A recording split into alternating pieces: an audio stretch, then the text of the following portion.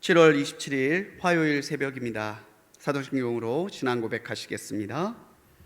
전능하사 천지를 만드신 하나님 아버지를 내가 믿사오며 그 외아들 우리 주 예수 그리스도를 믿사오니 이는 성령으로 잉태하사 동정녀 마리아에게 나시고 본디오 빌라도에게 고난을 받으사 십자가에 못 박혀 죽으시고 장사한 지 사흘 만에 죽은 자 가운데서 다시 살아나시며 하늘에 오르사 전능하신 하나님 우편에 앉아 계시다가 저리로서 산 자와 죽은 자를 심판하러 오시리라.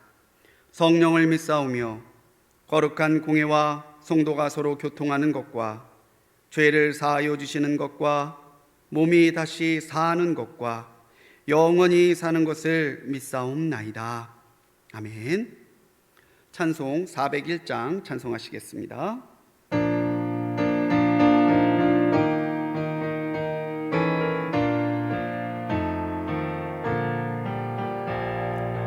주의 곁에 있을 때 마음이 든든하오니 주여 내가 살 동안 인도하여 주소서. 주여 나를 인도하소서. 바른 세상 살 동안 주여 인도하소서. 피난처인 예수여 세상 물결험할 때 크신 은혜 베푸사 나를 숨겨주소서. 주여 나를 인도하소서. 바른 세상 살 동안 주여 인도하소서. 세상 풍파 지나는 영화로운 나라와 눈물 없는 곳으로 들어가게 하소서. 주여 나를 인도하소서. 바른 세상 살 동안 주여 인도하소서.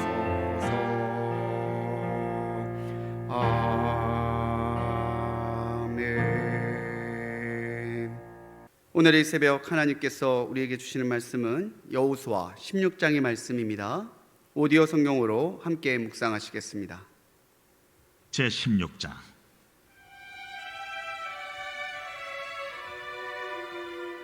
요셉 자손이 제비 뽑은 것은 여리고 샘 동쪽 곧 여리고 곁 요단으로부터 광야로 들어가 여리고로부터 베델 산지로 올라가고 베델에서부터 루스로 나아가 아렉 족속의 경계를 지나 아다롯에 이르고 서쪽으로 내려가서 야블렛 족속의 경계와 아래 베토론과 게세레까지 이르고 그 끝은 바다라. 요셉의 자손 므낫세와 에브라임이 그들의 기업을 받았더라. 에브라임 자손이 그들의 가족대로 받은 지역은 이러하니라.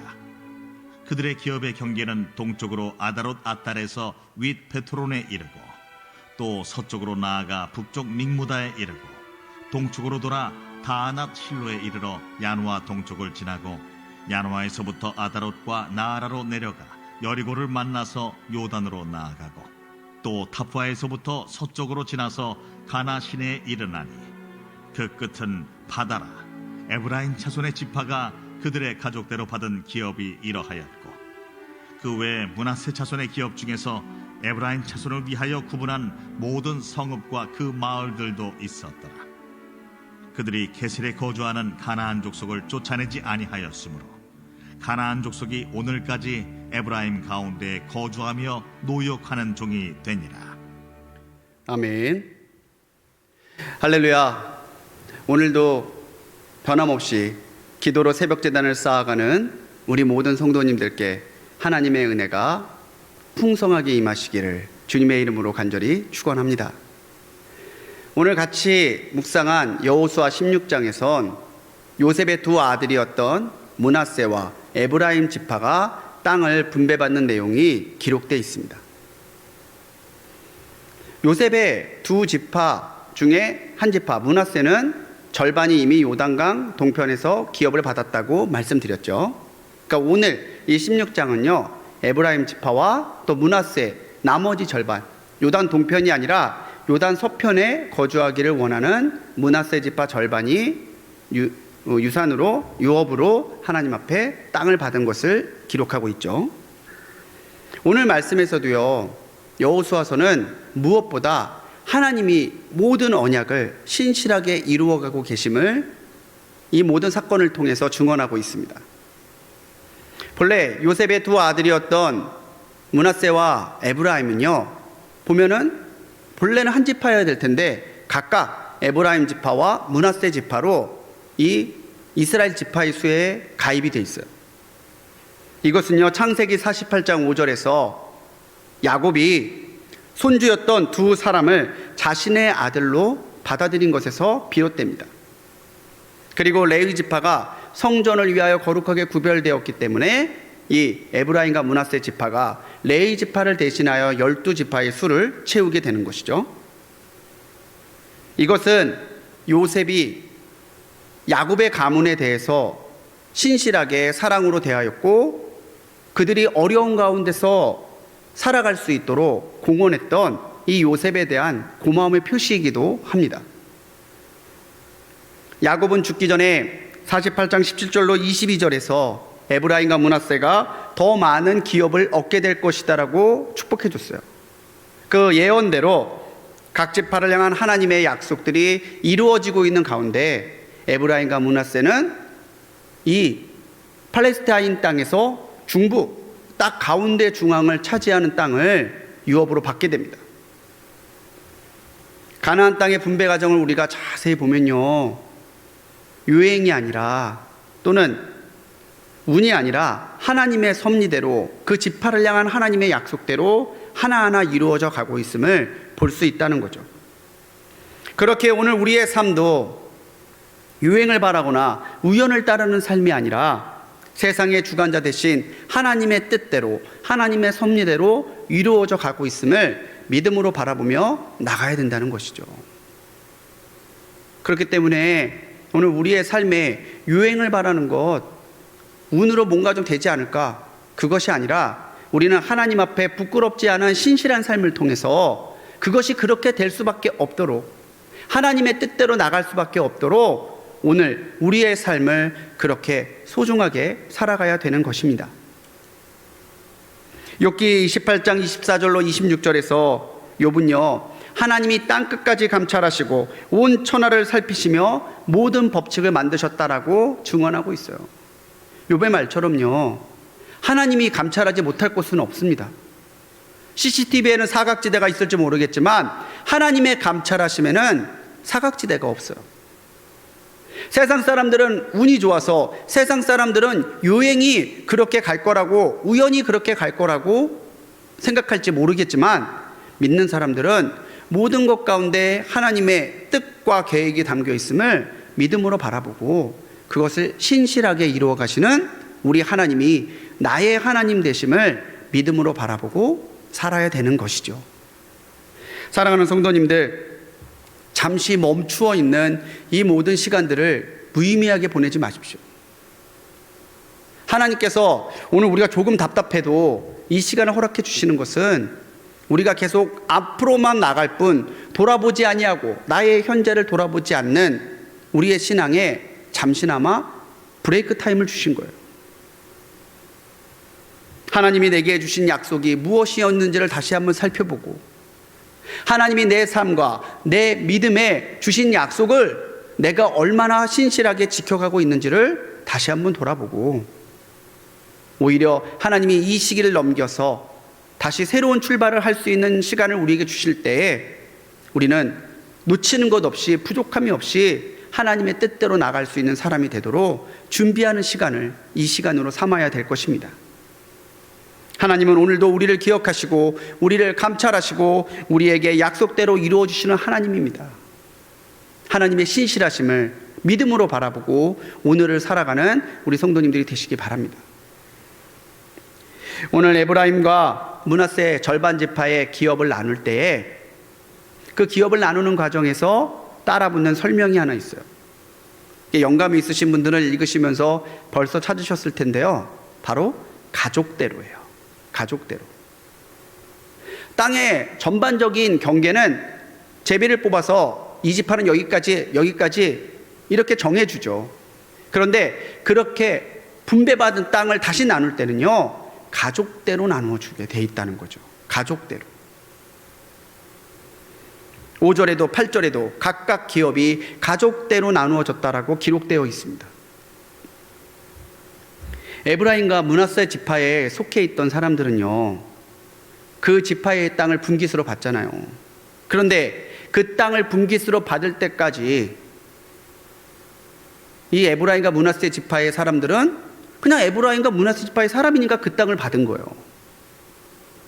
하나님께서 모든 지파가 그렇지만 에브라임과 므낫세 지파의 가족, 그 지파의 일원이라는 걸로 해서 그 땅을 받을 수 있는 자격을 주셨다는 거예요.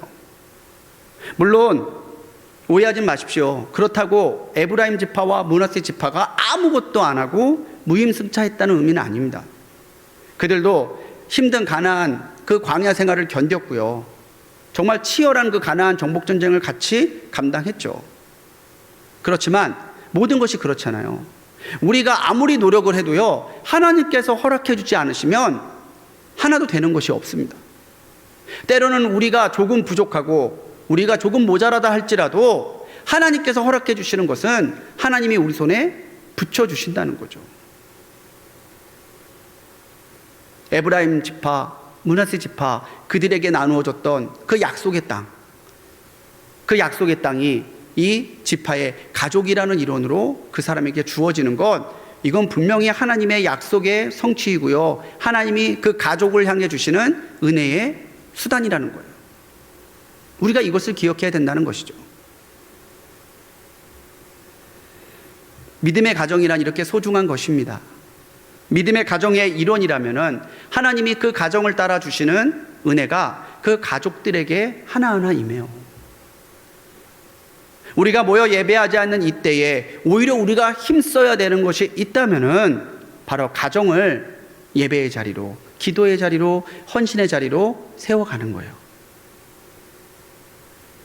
자신의 믿음과 순종이 그 은혜를 더 크게 만들 수도 있고요.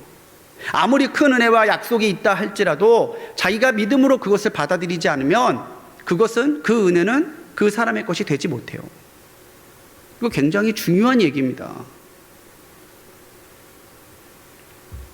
우리가 믿음의 가정을 세워갈 때 하나님께서는 그 가족대로 주시는 은혜대로 오늘 우리에게 채워주시는 역사가 분명히 있을 거예요. 사랑하는 성도님들, 시간이 흐르면서요, 어떤 지파는 수가 늘었고요, 어떤 지파는 수가 줄었어요. 에브라임의 뜻이 뭔지 아시죠? 하나님께서 번성하게 하셨다는 뜻입니다.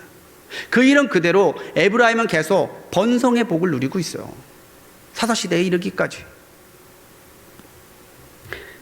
오늘 우리의 믿음의 가정이 되도록 오늘 우리가 우리 가족들을 하나님께서 기뻐하시는 가정, 하나님이 들어 쓰시는 가족으로 세워가도록 영적으로 깨어 기도하고 함께 하나님 앞에 은혜를 구하는 우리 성도님들이 되시기 바랍니다.